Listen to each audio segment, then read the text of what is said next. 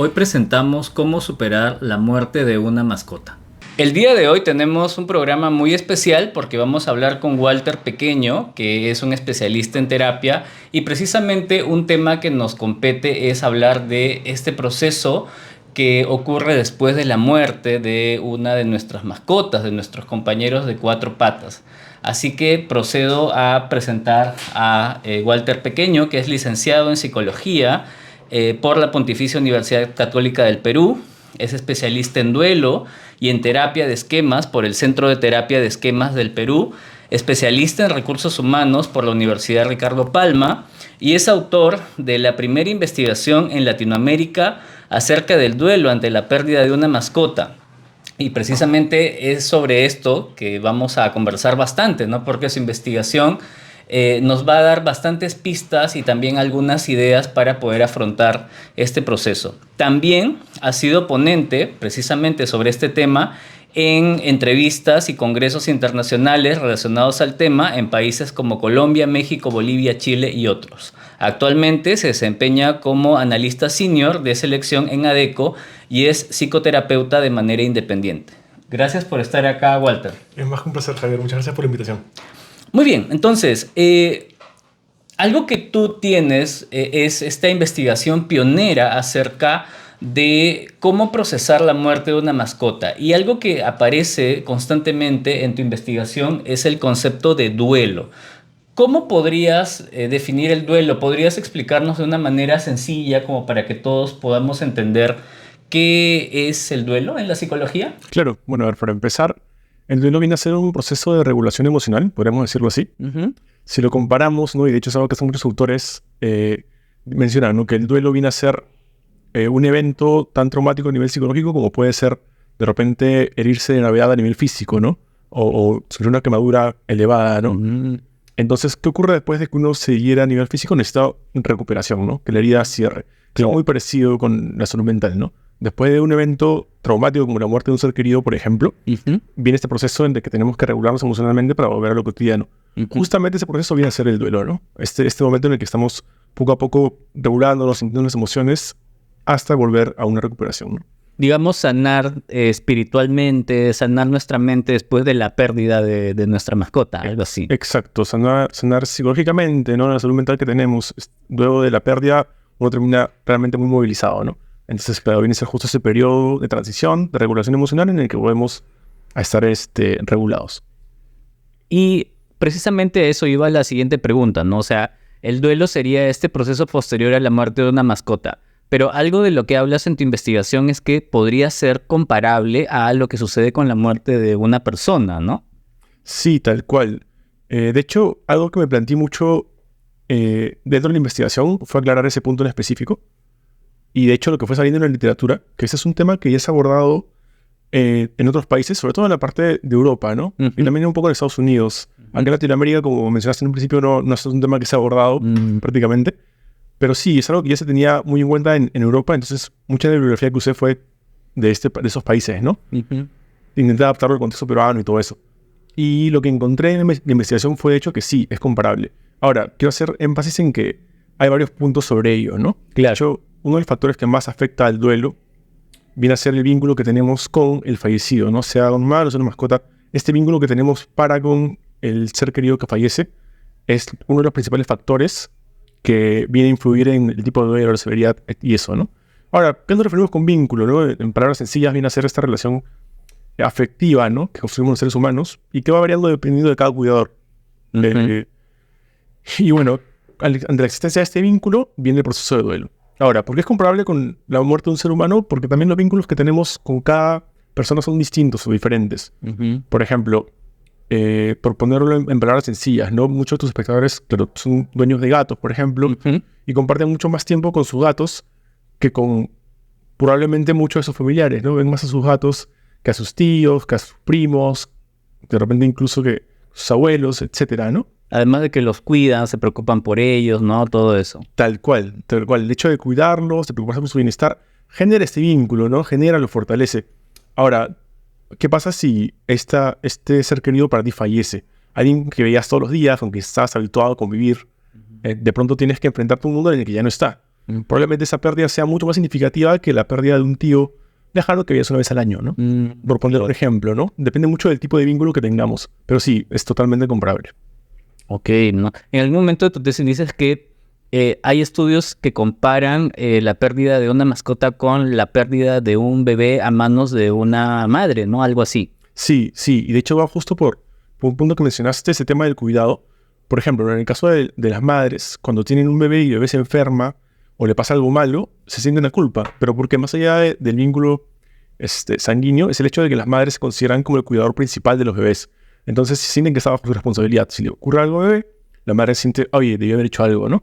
Es igual con las mascotas. Vivimos con las mascotas, nos encargamos de sus cuidados, de darles el alimento que más les conviene, pasearlos, etcétera. Entonces, claro, si algo le ocurre a la mascota, a tu compañero animal, uno tiende a no sentirse responsable porque, pucha, sabes que soy yo su cuidador, entonces probablemente sea mi culpa. A eso también iba un poco la siguiente pregunta, ¿no? Porque algo que ocurre bastante en gatos, creo que también en perros, pero quizás no tanto, es que las mascotas no regresen, entre comillas, que básicamente si un gato no regresa, pues es ya después de un tiempo considerable es porque algo le ha pasado, ¿no? Entonces, pero digamos, me pongo a pensar en ese momento de incertidumbre de ¿estará bien? ¿Estará mal? ¿Volverá? ¿No volverá? En ese caso, ¿cómo funciona el duelo? ¿Ahí hay complicaciones? ¿Cómo sería en ese caso? Es una muy buena pregunta. De hecho, en el caso específico de los cuidadores de gatos, está esta variable, ¿no? Que es muy común, que viene a ser lo que conocemos como duelo ambiguo. ¿Qué es el duelo ambiguo? Ocurre cuando no tenemos la certeza absoluta de que el ser querido ha fallecido. Por ejemplo, puede ocurrir cuando desaparece, ¿no? Si el ser querido, en este caso nuestros gatos, desaparecen, no vuelven.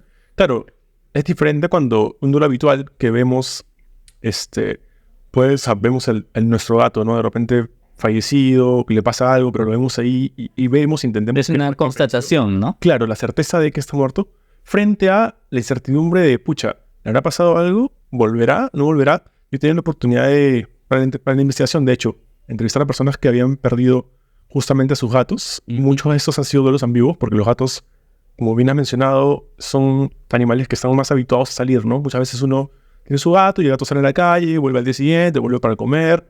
He escuchado casos en los que vuelve a la semana, a veces con rasguños porque se ha peleado con otro gato. Entonces, claro, ¿qué pasa si no regresa, no? Que uno piensa, bueno, de repente va a volver, de repente no.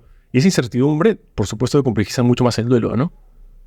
Claro, y entonces, digamos, no puede cerrarse el proceso, ¿no? En ese caso, hasta que, me imagino, pasa ya un tiempo largo, ¿no? Y digamos, ya me hago la idea de que no va a volver, ¿no? Claro, de hecho, una de las principales, la primera tarea de duelo viene a ser aceptar la realidad de la pérdida. Pero ¿qué pasa si no puedes aceptarla porque no tienes la certeza de que ha habido una pérdida, ¿no? ¿Qué pasa si sigues pensando que va a regresar? Por supuesto, va a complejizar mucho más el duelo, ¿no? Ya si pasa muchísimo tiempo, como dices, o más tiempo, es como que ya uno puede irse haciendo la idea o entendiéndolo, pero inicialmente es súper difícil, ¿no? Ok. Ahora, ya que hemos estado hablando de la intensidad del duelo, has señalado el vínculo, ¿cierto? La importancia del vínculo, si es que yo soy un cuidador, tengo más vínculo, pero también el tiempo puede ser una variable, o sea, ¿qué factores determinan la intensidad del duelo? Bien, el tema del vínculo es súper importante.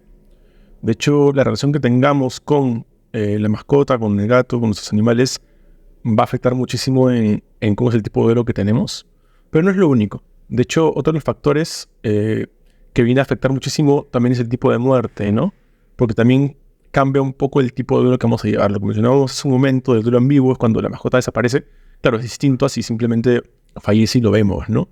Ahora también están otros factores. Si es que, por ejemplo, la muerte ha sido traumática, es decir, violenta, es mucho más probable que desarrollemos un duelo complicado. El duelo complicado viene a ser una variante del duelo en la que la ansiedad, la depresión, la inestabilidad emocional se prolonga más tiempo, ¿no? Y la energía o las ganas de seguir haciendo cosas son mucho menores que en un duelo normal, ¿no? Y esto muchas veces ocurre precisamente porque el fallecido tuvo un tipo de muerte complejo, violento, ¿no? Repentino, de repente. Sobre todo repentino. Claro, cuando no te lo esperas de un momento a otro, te impacta, ¿no? Claro. Un día está bien, el siguiente ya no está. Que sería una muerte totalmente diferente en el caso de que se trate de pues un gato que ya tiene una enfermedad incurable, que básicamente me hago la idea de que en un periodo pues va a fallecer, ¿no? Que que sería diferente, ¿no? Totalmente. De hecho, es un tipo de duelo, el duelo anticipatorio, que es cuando ya nos damos a la idea de que el ser querido va a fallecer, ¿no? Si ya el gatito está enfermo o ya es muy mayor, ya poco a poco nos hacemos a la idea, ¿no? Incluso antes de que muera, nos hacemos a la idea de que, pucha, sí, en algún momento ya no va a estar. Entonces nos vamos preparando mentalmente hasta que llegue ese suceso, ¿no? Claro. Ok. Y ya pensando en estos duelos que pueden ser intensos, que pueden ser dolorosos, ¿hay formas de abreviarlo? ¿Hay estrategias para que sea menos doloroso o intenso? A ver, no hay un manual inequívoco sobre cómo vivir el duelo. Es algo en lo que sí o sí tenemos que ser claros. Uh-huh. No hay una fórmula mágica. No hay una fórmula mágica, ¿no? Mucha gente piensa que sí, ¿no? La teoría de duelo de Kubler-Ross, que es una de las más conocidas, ¿no? De las etapas de duelo, de negación, idealización, depresión, aceptación. Claro, no es tal cual. Esas etapas son como algunas pautas que siguen la mayoría de casos de duelo, pero no es algo único, ¿no? Entonces, por lo mismo, no hay como una manera en tal de abreviarlo y tampoco sería bueno que lo hubiese. ¿Por qué? Porque parte importante del duelo, parte importante del dolor es justamente que el dolor demanda sentirse. Uno tiene que vivir su duelo, es importante. De hecho, vivimos en una cultura que no vive el dolor, ¿no? En general en Latinoamérica y con mucho énfasis en Perú, es una cultura en la que esquivamos el duelo, no queremos sentir dolor, buscamos hacer otras cosas para distraernos, para no sentirlo. Y eso no es algo bueno. Por ejemplo, aquí no lo ha pasado, ¿no? Que es algo muy común aquí y en Latinoamérica en general, ¿no? Fallece una mascota cuando uno es niño y tus papás te dicen no te falleció, sino te dicen no, se fue a otra casa más grande donde puede estar mejor. Se fue al campo a jugar con otros gatitos, con otros perritos, ¿no? Es una práctica muy generalizada y es justamente porque acá en el Perú no se quiere hablar de duelo, se quiere evitar la muerte. Con los niños, no, tabú hablar sobre eso, ¿no? Y está mal. Yo, de hecho, recomiendo, y le voy a recomendar mucho a tu audiencia, sobre todo a la gente que tiene hijos, ¿no? Uh-huh. El duelo es algo que está en nuestras vidas desde que nacemos hasta que morimos. Vamos a ver a lo largo de nuestras vidas fallecer o perder muchas personas, animales queridos, ¿no? Uh-huh. Y es algo que sirve mucho con ser preparado desde niño, ¿no? De repente no a los 3 años, pero sí a una edad como los 7, 8 años, ¿no? En el que el niño ya puede comprender, explicarle, ¿no? De la mejor manera que todo tiene un proceso, que todo tiene un inicio y un final, y de que sería muy bueno, conveniente comprender eso, que a la mejor te le pasó esto, y ya, ¿no? Para aprender a aceptarlo también, ¿no? Prepararnos. Totalmente. Y pensando un poco en esto, ¿qué opinas de esta idea de, oye, se murió mi gato, o desapareció, voy a adoptar otro? O mi perro también podría suceder. ¿Es una buena estrategia o mejor no? Ya, es algo que me preguntan seguido, de hecho, y no hay una respuesta única para ello. Yo diría, depende mucho de la persona. ¿Por qué? Cada persona es un mundo, cada vínculo que tenemos con las mascotas es un mundo también. Uh-huh. Por ende, cada proceso de duelo también es un mundo, ¿no? Uh-huh. Hay personas a las que les puede convenir o les puede favorecer el hecho de tener otra mascota después. Lo puede distraer o ayudar a procesar el duelo bastante acompañado. Hay otras personas en las que nada que ver. Ven a otra mascota y no, se alejan o tienen sentimientos de rechazo, ¿no? Depende muchísimo de la persona. Yo recomiendo siempre que uno mismo intente ser introspectivo, profundizar un poco en lo que sientes y ya uno mismo se da cuenta cuando está preparado para de repente tener otra mascota, ¿no? Claro, sí, pues, ¿no? Entonces no es como tampoco la receta mágica adoptar otro, ¿no? No, para nada. Ahora, ¿en qué momento el duelo ya es algo negativo, ¿no? A veces la melancolía podría ser un concepto ahí que podría alertarnos. ¿Qué signos deberían alertarnos de que nuestro duelo ya está, digamos, convirtiéndose en un problema? A ver, si hablamos de melancolía, vamos a irnos directamente a la palabra, creo yo, que depresión, ¿no? La depresión como tal. ¿Por qué? Porque el duelo en sí comparte con la depresión toda la sintomatología. Ya. Toda. La tristeza profunda, el desgano, el impedimento de hacer actividades cotidianas, comparte la misma sintomatología. Entonces, en un principio incluso era considerado como ello, ¿no? De este manual de psicología. Luego ya se ha hecho la distinción. Y la distinción está precisamente en un elemento que es la cantidad o la prolongación, ¿no? Del duelo, de la tristeza. Se habla de que estamos ante un duelo clásico que puede durar, y es de hecho súper variable en las personas, ¿no? Claro. Días, semanas, meses. Y se pone como un punto relativo los 6 meses, ¿no? Si dura hasta 6 meses, estamos hablando de un duelo regular. Yeah. Si dura más de 6 meses, ya de repente podríamos hablar de repente de un episodio de depresión, melancolía grave, y ahí sería bueno, ¿no? Acudir con un especialista. Si antes queremos acudir con un especialista, también está bien y es súper válido, ¿no? Ujú. Pero si ya superan los 6 meses, sí es probable que se pueda estar hablando de repente, ¿no? De una depresión. Ok, eso es muy interesante, ¿no? Porque mientras promocionaba la entrevista de que estamos haciendo, algunos suscriptores me escribieron para contarme de la muerte de su perro, de su gato, como una experiencia dolorosa.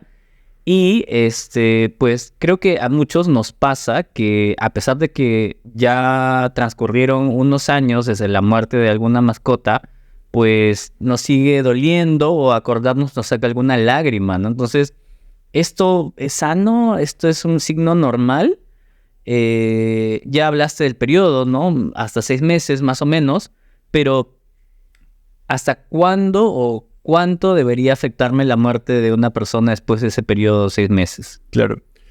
De hecho, me alegra que lo menciones, es un punto clave en lo que vengo explicando. Si pasan los 6 meses y seguimos en un periodo de duelo, digamos que no podemos hacer nuestras actividades diarias. Sobre todo ese es el punto principal, ¿no? Que nos impide seguir con nuestras actividades cotidianas, nos impide trabajar, nos impide estudiar, nos impide hacer nuestra vida, salir. Claro, estaríamos hablando probablemente de repente de un caso de depresión. Uh-huh. Pero el extrañar, el sentirse triste por, el recordar y de repente derramar una lágrima, no es algo malo, no es algo negativo y no es algo que en sí debería preocuparnos, ¿no? Mi gata es muy cariñosa, no te preocupes, que es solamente amigable. Y sí, ¿no? Como decía, es súper importante esta parte de comprender ello, ¿no? O sea, no hay que juzgarnos por seguir extrañando, por sentirnos mal, de vez en cuando, ¿no? A final de cuentas, fue un ser que estuvo en nuestra vida, que quisimos y valoramos mucho. Uh-huh. Entonces, su recuerdo, por supuesto, que puede evocarnos sentimientos felices, sentimientos tristes, mientras no nos impida vivir, está bien. Claro, yo me pongo a pensar en lo que ocurre cuando de repente, no sé, me acuerdo de mi abuelo con el que tuve una relación muy buena o de una abuela, ¿no? Entonces es el día de su cumpleaños y me acuerdo, oye, le gustaba esto, ¿no? Y de repente por ahí sale una lágrima, supongo que es algo como similar, ¿no? Tal cual. Y no significa malo, no es un poco de añoranza, un poco de ser melancólico, no de extrañar, y es normal, y está bien. Ok. Ahora, pensemos en alguien que acaba de perder a su mascota en este momento, ¿no? A su perrijo o a su gatijo, ¿no?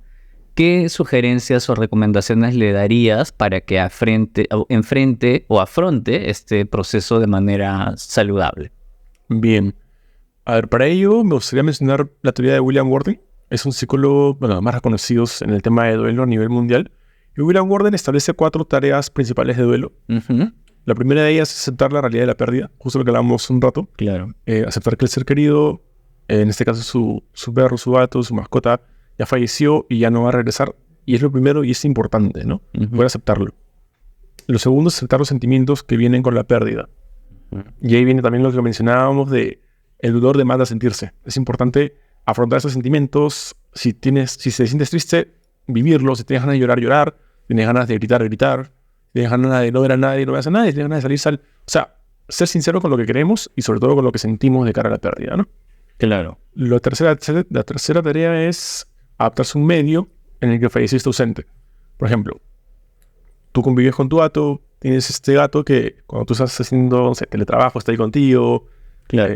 lo alimentas, a veces conversas con él, que de hecho es una práctica súper común, ¿no? Entre los gitanos, Claro. Gatos o perros conversar con ellos, ¿no? Y de pronto ese espacio que ocupaba, la cama que ocupaba, ya no va a estar. Va a estar vacía. Ya, tenemos que adaptarnos a esta vida, a este día a día, a este cotidiano en el que el fallecido, en el que nuestra mascota ya no está, ¿no? Sacar la cama. Sacar la cama o entender que va a estar vacía, que no va a... O sea, ya ese espacio que ocupaba ya no va a estar, ¿no? Ya. Y es sumamente complejo, pero es algo que va ocurriendo durante el duelo, ¿no? Tenemos que aceptarlo. Y la cuarta tarea, ya es la última, que viene a ser recolocar emocionalmente al fallecido, ¿no? Y continuar con nuestra vida. ¿Y qué significa eso?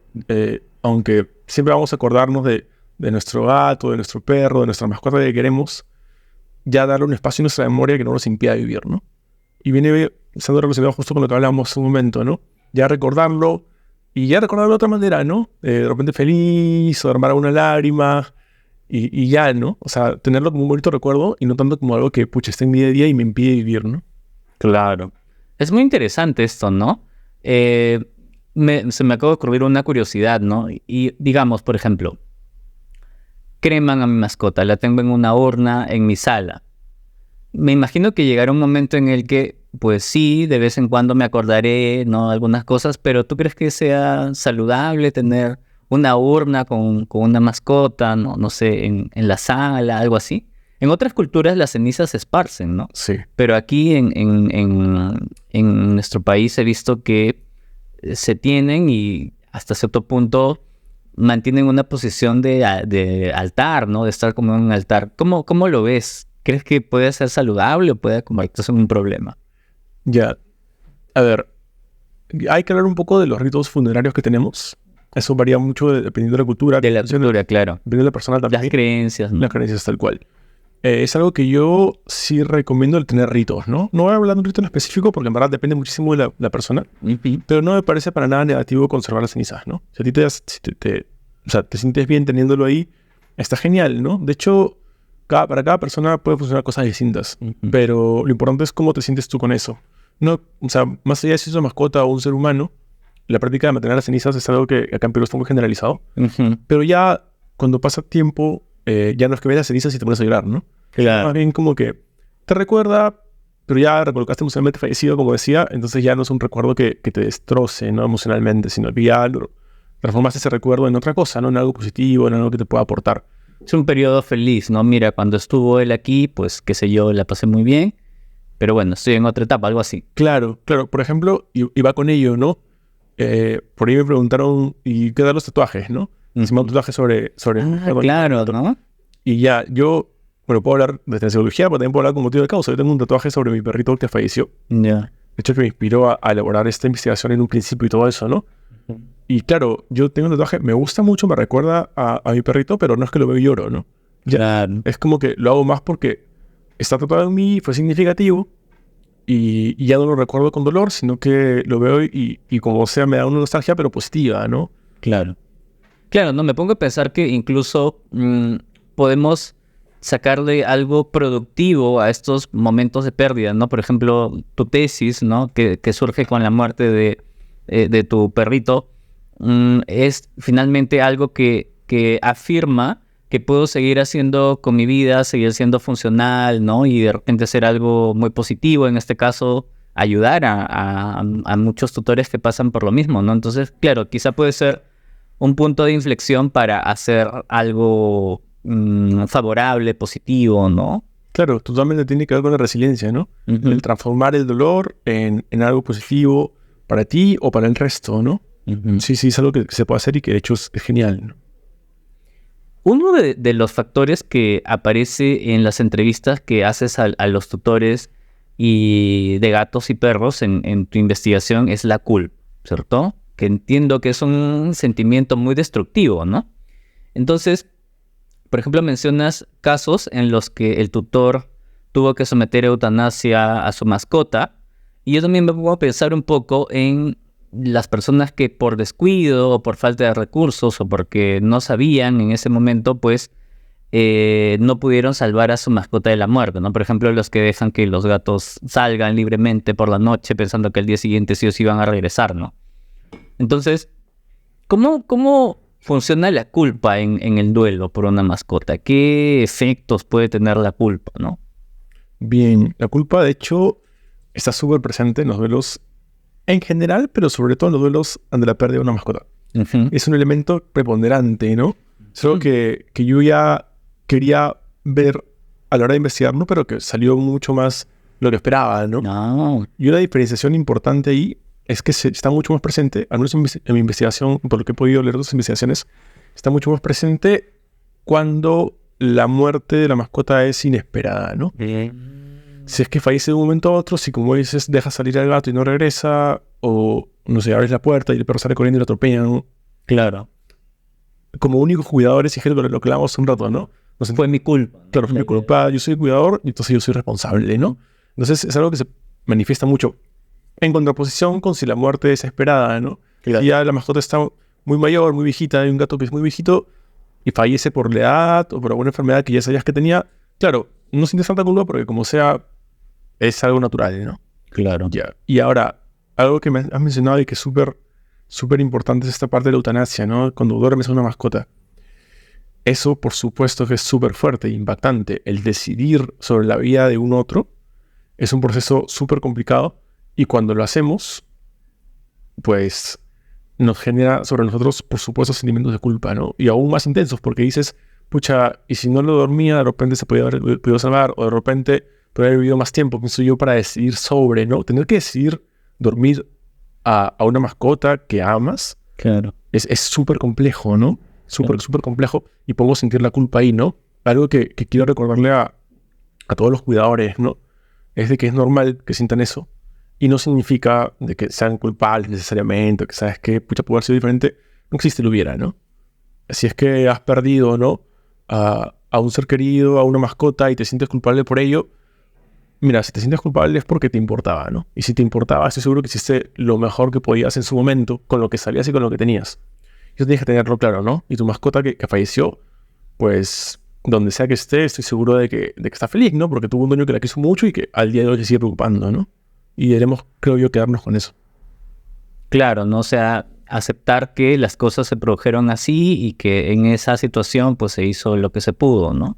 Y aprendimos, ¿no? Sobre todo Aprendimos. y aprendimos. Ok.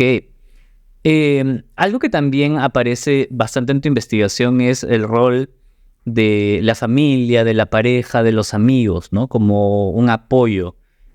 ¿Cuál sería su rol? O sea, como apoyo, como interlocutor, ¿cómo lo ves? Ya, a ver, yo desde la psicología hablamos mucho de los recursos. Ujú. ¿Qué vienen a ser los recursos? Los recursos son todo aquello que nos ayuda a sentirnos mejor de una manera positiva y constructiva, ¿no? Claro. No evadir el sentimiento, sino a sentirnos mejor. Puede ser, como dices, personas, puede ser la familia, pueden ser los amigos. Ujú. De hecho, son un recurso súper importante. Cuando una persona va a terapia, es muy importante identificar los recursos que tenemos, ¿no? Y realmente de los motivos por los que vais a terapia, es importante identificar nuestros recursos y que cada persona sea consciente, ¿no? ¿Sabes qué? Yo le puedo contar mis cosas a mi mejor amiga porque sé que me va a escuchar, no me va a criticar ni me va a entender. Ya, identificar esas personas que tenemos, que sabemos que nos va a escuchar desinteresadamente. Claro. Y nos van a entender y nos van a apoyar, ¿no? Pueden ser una persona, puede ser dos, puede ser tres. Ya, ese es un recurso. Luego puede ser también el psicólogo, ¿no? El psicólogo es un súper recurso porque es una persona dedicada específicamente a ayudarte, ¿no? Y no solamente es un buen recurso a nivel de escucharte, sino que también te va a dar consejos que te van a ayudar a entenderte mejor a ti mismo, a procesar mejor los sentimientos, las emociones, es súper importante. Luego, por ejemplo, para los que son creyentes, ¿no? He tenido pacientes que son religiosos y para ellos ir a la iglesia es un recurso, hablar con el párroco es un recurso. Entonces, claro, es válido también, ¿no? Es válido también porque es un lugar al que puedes acudir y te ayuda a sentirte mejor. Entonces, identifiquemos esos pequeños recursos que tenemos porque tienen un rol súper importante, ¿no? A la hora de afrontar un duelo. Eso me parece interesantísimo, ¿no? Y ¿desde qué momento debería o podría ir al psicólogo? ¿Desde el día 1 del duelo o debería esperar algún tiempo? Ya habías dicho que más de 6 meses sí había que, digamos, planteárselo seriamente porque estaba, digamos, el duelo demorando bastante. Pero ¿se podría ir al psicólogo, al menos a conversar desde el inicio del duelo? Totalmente. De hecho, algo que recomiendo siempre es que todos deberíamos ir al psicólogo. Independientemente del momento de nuestra vida, deberíamos ir al psicólogo. Todos. Ahora, frente a un duelo, claro que sí, ¿no? Desde el día 1, ir, conversarlo, tratarlo. Es probable que el psicólogo te ayude a abordarlo de una manera mucho mejor, mucho más saludable, ¿no? A entenderte mejor a ti mismo, a enfrentar tus emociones. Sí, es algo que de hecho recomiendo, ¿no? Claro, ¿no? Sobre todo en nuestro país que tenemos lamentablemente una muy mala cultura sobre la salud mental, ¿no? O sea, esta idea de, solamente si estoy muy mal, debo ir al psicólogo, debo ir al psiquiatra en otros casos, ¿no? Cuando de repente, pues prevenir o acudir en ciertos eventos de nuestra vida puede ser quizá un proceso que nos ahorre dolores futuros o problemas más fuertes, ¿no? Totalmente. De hecho, acá en el Perú, el tema de la salud en general, Claro. es un tema que, de que muchas veces lo pateamos hasta el final. ¿No sabes qué? Tengo tal dolor, pero no es manejable. Esperamos a que llegue un dolor insoportable y ahí recién acudimos al médico, ¿no? Es algo que está muy acá, ¿no? Y en salud mental, con más énfasis, porque la salud mental en el Perú es algo que recién ahorita se está poniendo más sobre la mesa, ¿no? Es un tema que estaba muy relegado en los últimos años. Claro. Recién tenemos una ley de salud mental, ¿no? O sea, hace poquito, ¿no? Totalmente. Es algo que no se ha visto mucho aquí. Entonces, con más énfasis es algo que deberíamos promover, ¿no? Algo que deberíamos acudir. Si nos sentimos bien, nos sentimos mal, nunca está de más, ¿no? Claro. Y a eso iba precisamente la siguiente pregunta, ¿no? O sea, vivimos en una sociedad donde no solamente hay un descuido de la salud y de la salud mental, sino también es una sociedad en donde falta mucho para concientizar sobre el cuidado de las mascotas, ¿no? O sea, hay mucho maltrato hacia los animales, abandono, ¿no? Esto es muy cotidiano y casi normalizado, ¿no? Entonces, ¿cuál sería el peso o el rol de una sociedad como la nuestra? Y por eso creo que tu investigación es tan valiosa, porque ya no estamos hablando de Europa, estamos hablando de América Latina, estamos hablando del Perú, ¿no? Entonces, ¿qué peso tiene esta sociedad que no siempre es empática con los animales en nuestro proceso de duelo? Bueno, déjame decirte de arranque que el peso es gigante, ¿no? Yeah. Gigantesco. ¿Por qué? A ver, hablábamos del duelo hace un momento, de las tareas de duelo, ¿no? Ajá. De hecho, William Worden dice algo que me alegra a mí haber investigado, haber deducido, haber podido extrapolar el concepto, porque William Worden habla del duelo en humanos, ¿no? Uh-huh. Pero en la segunda tarea de duelo que mencioné, que es aceptar los sentimientos que vienen con la pérdida, Ya. hace una distinción, ¿no? Y menciona, si la sociedad te da el mensaje directo o sutil de que tu duelo no es válido, eso interfiere directamente con las defensas de la persona, ¿no? Es que la persona se queda con la idea de que, pucha, mi duelo no es válido, entonces no es válido sentirme triste, entonces la persona no lo elabora, no acepta los sentimientos y no lo supera. Entonces la sociedad pesa muchísimo.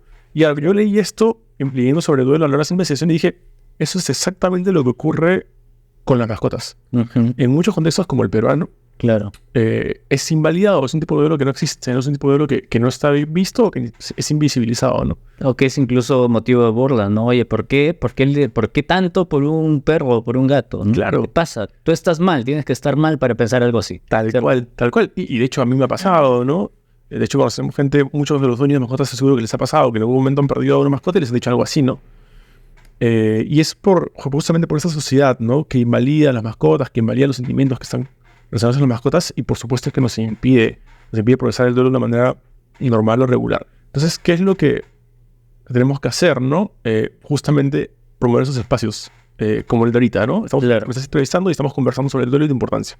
Y cada uno desde sus casas, ¿no? Desde sus propios círculos, promoverlo, hablar de ello, hablar de la importancia del duelo de la pérdida de una mascota. Poco a poco, si cada uno desde su posición promueve este tema, vamos a hacer que llegue a más y más personas, y al final de cuentas, cuando alguien pierde su mascota, ya no va a sentirse mal por poder mencionarlo, ¿no? Sino que va a poder hablar de eso, la sociedad va a validarlo, y uno va a poder procesar su duelo y luego superarlo, ¿no? Claro, quizá el mensaje que debería quedar en nuestra audiencia es que es absolutamente normal sentir o digamos procesar un duelo por la muerte de una mascota. Es normal sentirse triste, mal, devastado al inicio, pero es un proceso que, digamos, tiene que seguir su curso, y lo que está mal es la sociedad que invalida nuestro proceso de duelo, ¿no? Cuando realmente es algo que nos afecta, que nos duele, ¿no? Quizá una recomendación podría ser buscar interlocutores que, digamos, sean buenos oyentes ante esta pérdida, ¿no? En lugar de repente, seguir escuchando a estas voces que invalidan nuestro duelo, ¿no? Totalmente. Y ahí volvemos al tema de los recursos, ¿no? Uh-huh. Cuando hablamos de los recursos, tenemos que buscar a personas que justamente los entiendan y que no nos juzguen. Porque un ambiente en el que, si le cuentas algo, que te sientes mal a alguien que te va a juzgar, te vas a sentir peor. Te va a juzgar por ello y te vas a sentir peor, y tu duelo va a ser peor. Lo que tenemos que buscar es esas personas justamente que pueden aceptar nuestro duelo, que pueden aceptar cómo nos sentimos, que pueden validar lo que estamos viviendo, y eso nos ayuda muchísimo, ¿no? De hecho, a las personas que están viviendo el duelo les ayuda muchísimo encontrar a gente que pueda validar lo que están sintiendo, ¿no? Es súper importante. Ok, y una pregunta final, creo que ya es esta. Es una curiosidad personal, ¿no? A lo largo de estos 3 años y un poquito más que tengo con el canal, he visitado albergues y a veces he visitado, por ejemplo, el cementerio Baquijano, ¿no? Donde hay unos rescatistas que hacen un trabajo titánico porque todos los días les abandonan gatos. Y claro, es un espacio abierto, no es un espacio cerrado como un albergue en donde ya puedo controlar la población, sino que todos los días les abandonan gatos, y a veces gatos en unas condiciones pues en donde hay que acudir al cuidado médico veterinario urgente, ¿no? Porque es como vida y muerte. Entonces, yo por un lado me pongo a pensar en la fortaleza enorme que tienen estas personas para lidiar con situaciones constantes de sufrimiento animal, pero al mismo tiempo la sensibilidad que, digamos, significa rescatar o, digamos, ayudar a animales o a seres sintientes que para otras personas pueden ser invisibles, ¿no? Entonces, ¿cómo funciona la psicología de un rescatista de perros, de gatos, ¿no? Y también de repente, porque tenemos una audiencia donde hay rescatistas, ¿qué consejos podrían servirles, ¿no? Para de repente sentirse mejor, ¿no? No sentirse tan frustrados, no lo sé, algo como eso. Bien, me alegra que menciones el tema. De hecho, es algo que también de lo que no se habla mucho, de cómo se sentirán esas personas, ¿no? A ver, para ponerlo en contexto, ya hace unos años, unos pocos años, 3, 4 años, la Asociación de Psicólogos de América de Estados Unidos, ¿no? Se juntó y propuso una investigación, mejor dicho, los resultados de una investigación, en la que se hablaba de los veterinarios, por ejemplo, ¿no? De hecho, hablaban de veterinarios con mucho énfasis y también sacaban el tema de los rescatistas. ¿Por qué? Porque son una población que estadísticamente, de hecho se ha estudiado y se ha comprobado, suicidio. Exacto, tienden al suicidio, a la depresión. Y tienen, si no me equivoco, las cifras eran que el doble hasta 3.5 veces más que el resto de la población de Estados Unidos, ¿no? Entonces estamos hablando de cifras súper alarmantes, ¿no? Súper alarmantes que afectan a los veterinarios y también por ahí están los rescatistas, ¿no? O sea, una población que también mencionaban. Entonces, ¿qué cosa tiene esta población que terminan teniendo índices de suicidio altos, de depresión, de sentirse mal? Ya, no hay un único motivo, porque de hecho para nada hay un único motivo, siempre son una serie de factores, pero se habla mucho de la exposición. A ver, en primer lugar son varios temas. En primer lugar, la exposición. Exponerte diariamente o de manera cotidiana al sufrimiento y muerte de animales es algo que definitivamente tiene una carga importante, ¿no? Más en personas que justamente se preocupan por los animales, ¿no?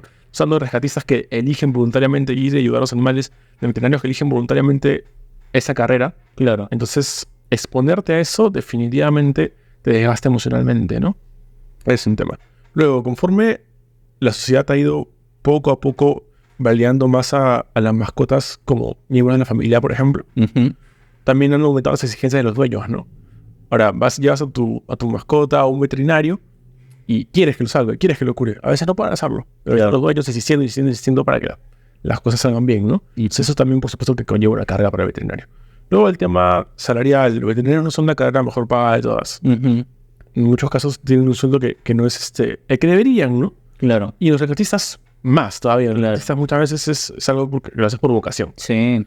Entonces, tener que hacer por vocación ayudar a animales y exponerte a su sufrimiento, a su muerte, es algo que definitivamente tiene una carga emocional súper fuerte, ¿no? Súper fuerte y a eso se puede sumar todos esos factores que estamos mencionando, ¿no? Yo aplaudo muchísimo a la gente que se dedica a ello, a la gente que rescata animales, a la gente que va a los albergues, a la gente que se vuelve cuidador de animales rescatados. Como tú me dijiste que has adoptado a todos los gatos, ¿no? Claro, yo también tengo una perrita, es adoptada también, me la encontré en la calle y yo sé que le cambió la vida, ¿no? Claro. Y ella me cambió la vida a mí también. Claro. Entonces, yo aplaudo muchísimo eso. Hay mucho que hacer. Hay muchos animales que lamentablemente están en ese contexto y aplaudo muchísimo, ¿no? Pero sí hay que tener en cuenta justamente esas cosas que mencionamos, ¿no? Es una tarea difícil, es una tarea compleja y deberíamos como sociedad validarlo muchísimo más, ¿no? Yo invito también a la gente que de repente no son rescatistas validar muchísimo más esta gran labor que hacen, ¿no? Que muchas veces es una labor desinteresada, es una labor de bambalinas, pero que está ahí y que está presente, ¿no? Y a ellos, a los que la realizan, les recomiendo encarecidamente, ¿no? Buscar espacios de ayuda, ¿no? De escucha, sobre todo. Espacios, nuevamente los recursos, ¿no? Hablar con personas que saben que van a validar lo que están viviendo y que pueden escuchar de manera desinteresada. Si quieren o se sienten mal, pidan ayuda, ¿no? Pidan ayuda, pedir ayuda. Bueno, la población en la que estamos, ¿no? Es visto como rendirse, no, lo contrario. Pedir ayuda es no rendirse, ¿no?